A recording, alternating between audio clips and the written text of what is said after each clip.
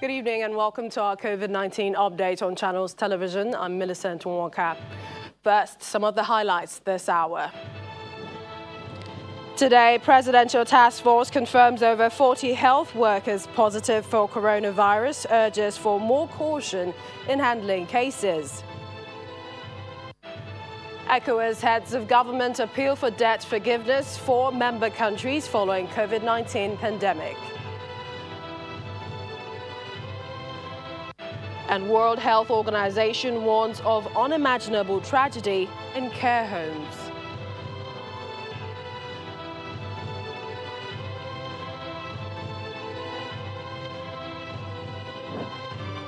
COVID-19 is getting the attention of African leaders, and certainly they are aware of the importance of putting in place measures for the region to combat the pandemic. Nigeria's President Muhammadu Buhari and other heads of state and government in the West African region held a virtual extraordinary session on the situation in the region. The financial support and collaboration for more support in terms of equipment, medical supplies essential for the fight against the pandemic. The presidents of West African countries also appointed President Buhari champion of the COVID-19 response, where the president called on fellow ECOWAS leaders to look beyond the challenges posed by COVID-19 and tap into various opportunities it presents for the betterment of lives in member states.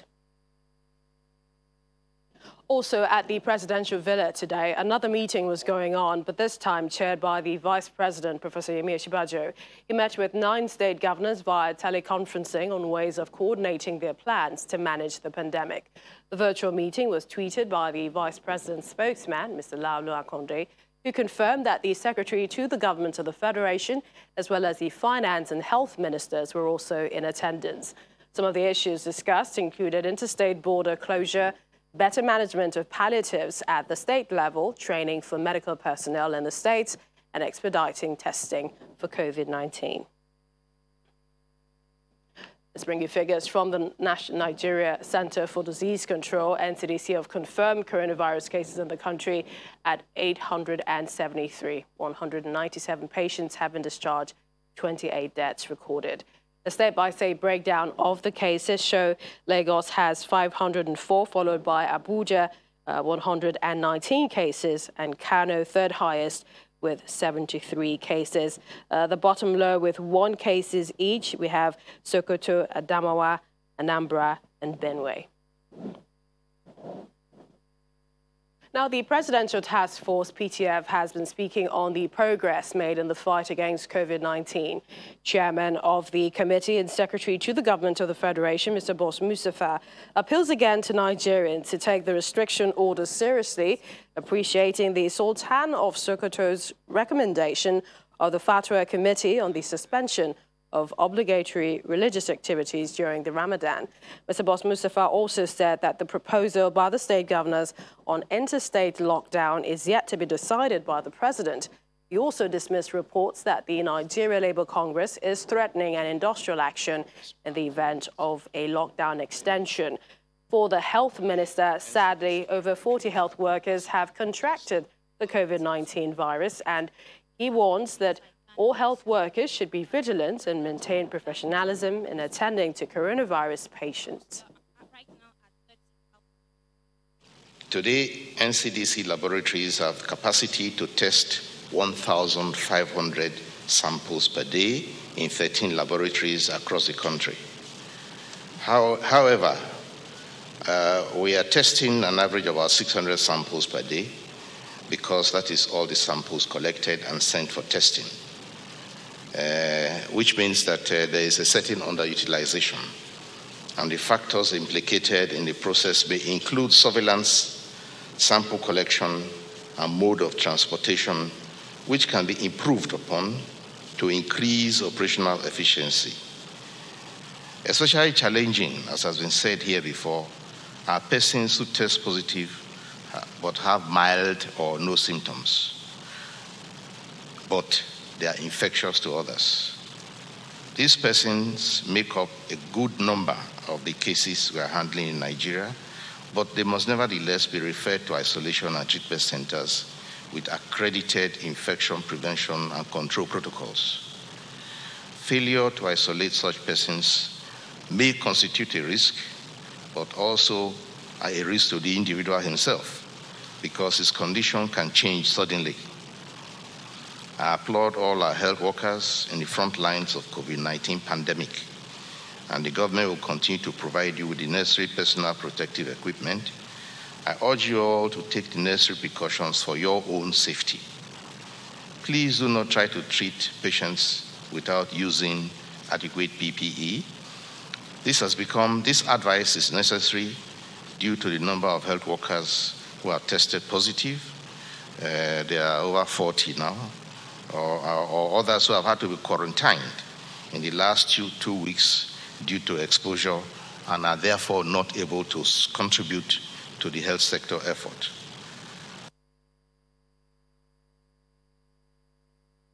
On the case of the Nigerians who are stranded in the United Kingdom, the Minister of Foreign Affairs says they are aware of the situation of Nigerians seeking to return, but that government has not asked anyone to pay any money for COVID-19 tests. And at no time did the High Commission or did any directives emanate from the Ministry of Foreign Affairs that Nigerians should take tests. So, where the £350 for tests came from, I really don't know, but it certainly was not from the Ministry of Foreign Affairs, nor from our various embassies and high commissions. Now, of course, there are various stages that one had to go through. The first was to the process of collation of the numbers of people who wanted to come in the different countries, because there are Nigerians all over the world. And once we began to get a sense of the numbers, the next stage was obviously, in parallel to that, trying to see which airlines and how we could actually convey them back to Nigeria. And that has been a longish process because, of course, we didn't want to have a situation where, those who wanted to come back could not afford the tickets.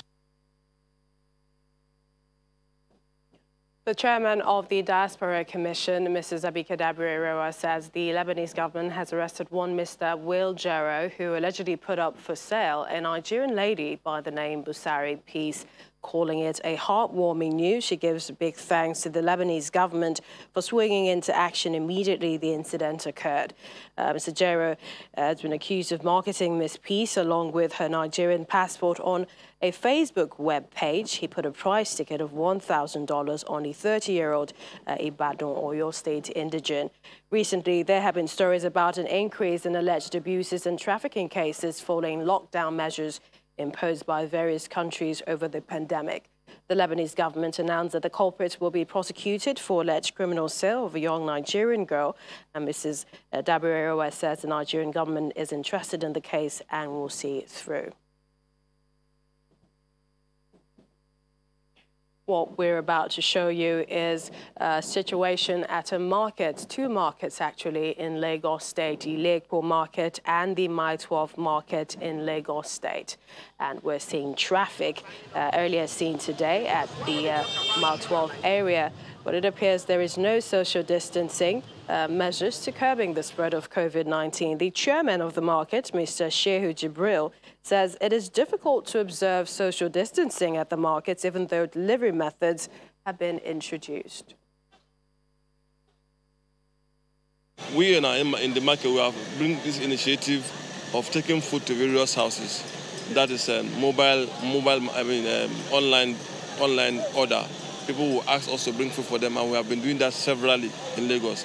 We equally involved into mobile marketing, where our people will go around the axis of the local government, virtually all the local government in the area of Lagos State, to sell our product.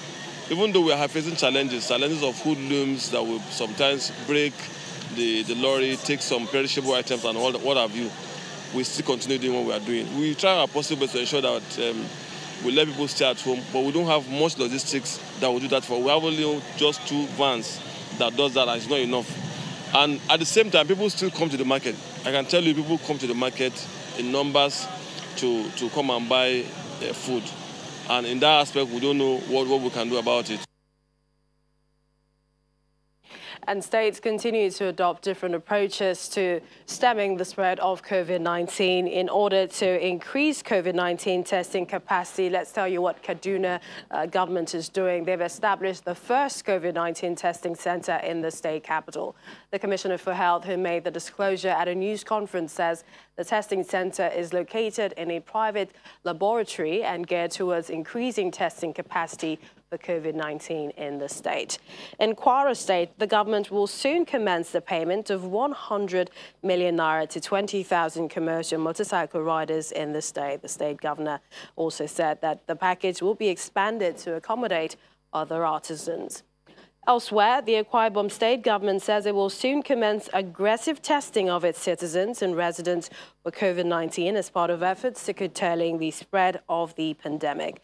Secretary to the state government, Dr. Emmanuel Ekuwem, disclosed this while speaking in the state capital, Uyo. And the Victim Support Fund COVID-19 Task Force has donated food and non-food materials worth over 100 million naira to the Ogun State government for distribution to vulnerable members. The items, which include bags of rice, beans, vegetables, salt, medical equipment, and PPEs, disinfectants, among other essentials. It's also more palliatives as part of efforts to cushion the hardship of the less privileged persons. The Yobe State government has commenced the distribution of palliatives to the 17 local government councils of the state. Flagging the distribution on behalf of Governor Maimala Buni, the Executive Secretary of the State Emergency Management Agency, SEMA, says the state is targeting 20,000 most vulnerable households.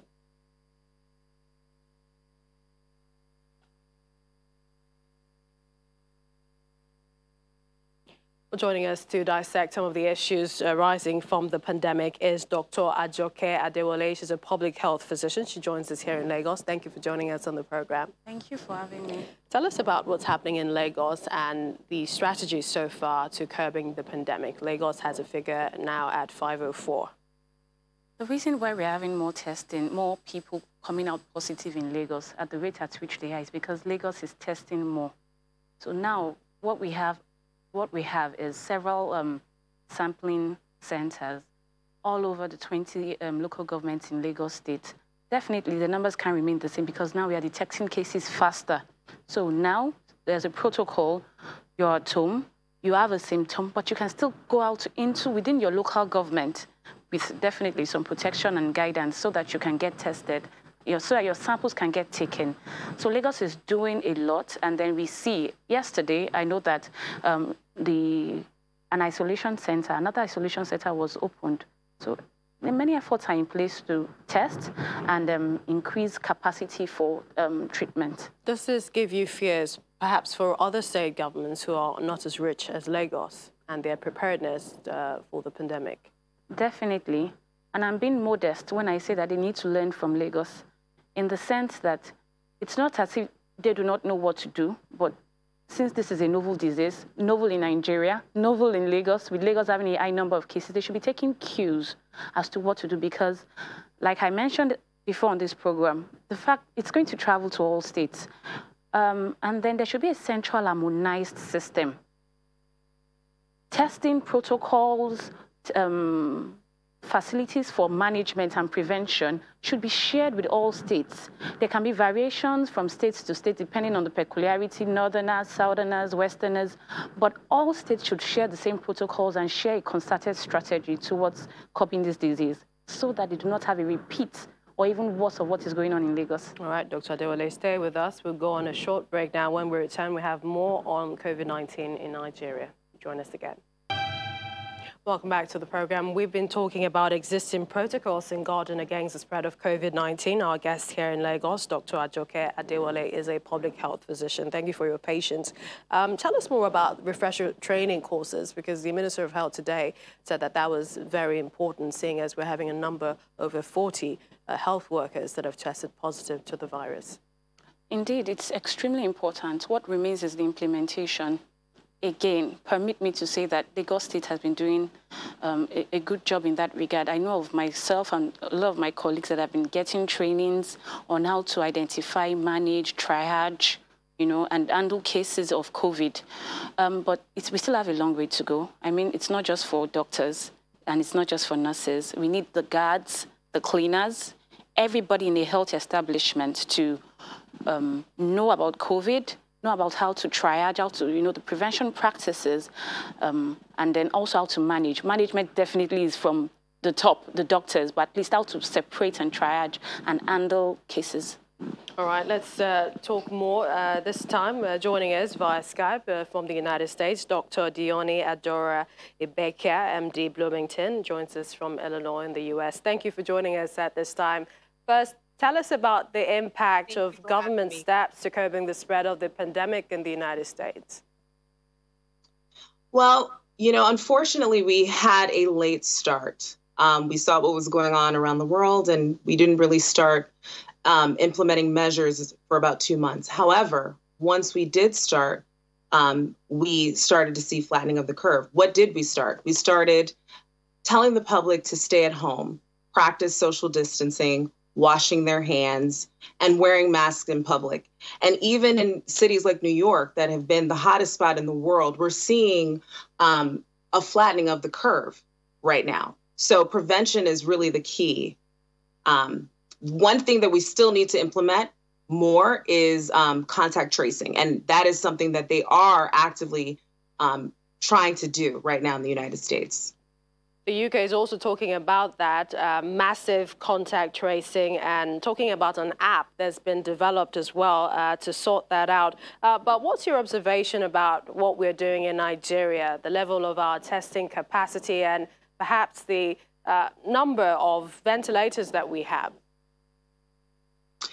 So, Nigeria isn't unique in terms of number of ventilators. The United States is also having this issue. But I'll speak to the testing first. So the latest numbers that I've seen from the NCDC are that about 870 people have tested positive with about 30 deaths. That's what I've seen. And less than 10,000 people have been tested. Well, Nigeria is a population of 200 million people. So we can't be falsely reassured by these numbers. A lot more people are probably positive. So what we know from other pandemics and epidemics is that widespread testing is important.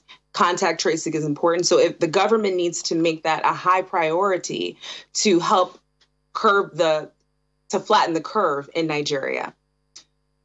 In terms of ventilators. Okay. Go ahead.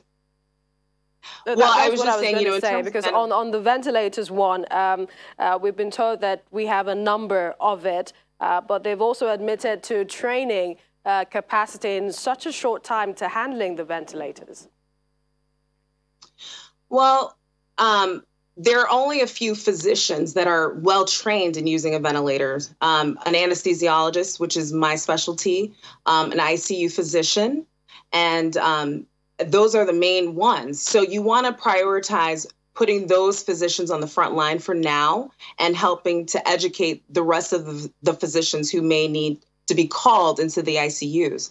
The other thing is utilizing technology. The internet has connected the world. There are many videos and lectures online from across the globe that they can utilize to learn how to manage a ventilator. So essentially, you think that we can actually bypass this, and hopefully if we have more funds, we can afford to buy more equipment. We're also having reports of over 40 health workers that have, the coronavirus in Nigeria. Tell us more with regards to what you think healthcare workers can do in terms of protecting themselves and also physical wellness for health workers. Well, what's happening in Nigeria is reflective of what's been happening all around the world. Healthcare workers are on the front lines. We are taking care of the sick. And so therefore we are exposed and high risk of getting the virus. And, some of us have died. So it's very important for physicians and healthcare workers to be advocates for themselves, making sure that their hospitals and administration are providing them adequate PPE. And the government also needs to make sure that that's a priority to provide their their healthcare workers with PPE, because if you lose your healthcare force, you lose your capacity to take care of your population, which can be devastating in a pandemic like this.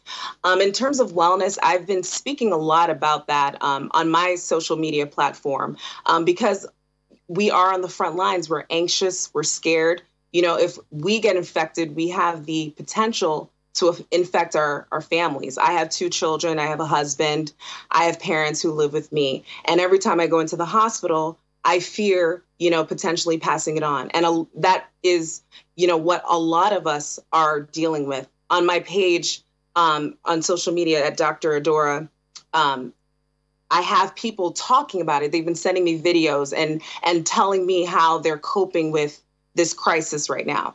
It's very important for physicians to pause, to unplug from the news, to meditate, to pray in these times. All right, we appreciate your time, Dr. Dione Becker, MD, Bloomington, the US. Thank you for joining us. Thank you. Bye. All right, let's come back to you, Dr. Adewale. More sensitization, education across the country? Yes, definitely. Definitely, because the more people know, knowledge, health education is always the best form of prevention, providing people can practice what they learn. You can only do so much, and all the others even cost more. So people need to know more. The jingles are not enough. They can never be enough. They can never be too much. Jingles in different languages. Also, I appreciate the fact that survivors of COVID are coming out to talk, you know, despite the risk of stigmatization. You have those that are not even bothered to hide their identity, going on all media platforms, telling them this is real. It has happened to me.